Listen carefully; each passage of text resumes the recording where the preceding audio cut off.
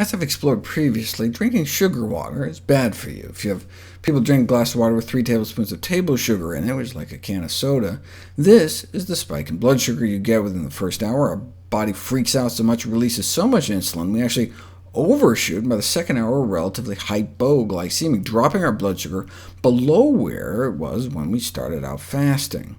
In response, our body dumps fat into our bloodstream as if we're starving because our blood sugars just drop so low.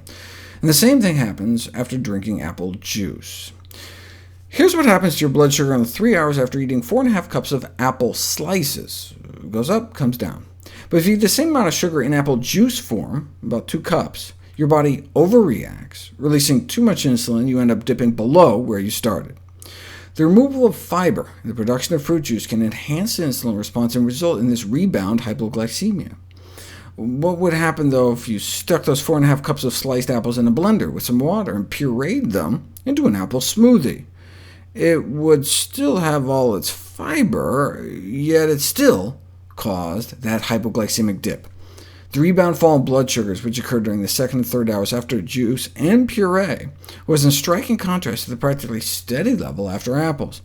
This finding not only indicates how important the presence of fiber is, but also perhaps whether or not the fiber is physically disrupted, like in the blender. Let's play devil's advocate, though. Eating 4.5 cups of apples took 17 minutes, but to drink 4.5 cups of apples in smoothie form only took about 6 minutes, and you can down 2 cups of juice in like 90 seconds. So maybe these dramatic differences have more to do with how fast the fruit entered into our system, rather than its physical form. If it's just the speed, we could instead sip a smoothie over 17 minutes, it would be the same, right? So they put it to the test. Fast juice was drinking it in 90 seconds, but what if you instead sipped the juice over 17 minutes? Same problem. So it wasn't the speed, it was the lack of fiber. What if you disrupt that fiber with blending, but sip it as slowly as the whole apple eating? A little better, but not as good as just eating the apple. So eating apples is better than drinking apple smoothies. But who drinks apple smoothies? What about bananas, mangoes, berries? There was a study that compared whole bananas to blended bananas and didn't see any difference, but they only looked for an hour, and it was while they were exercising. Bananas in general, though, may actually improve blood sugars over time.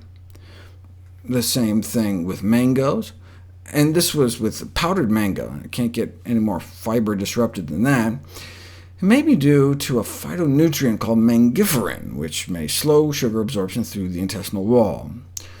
Berries help control blood sugar so well they can counter the effects of the sugar water even when they're pureed in a blender.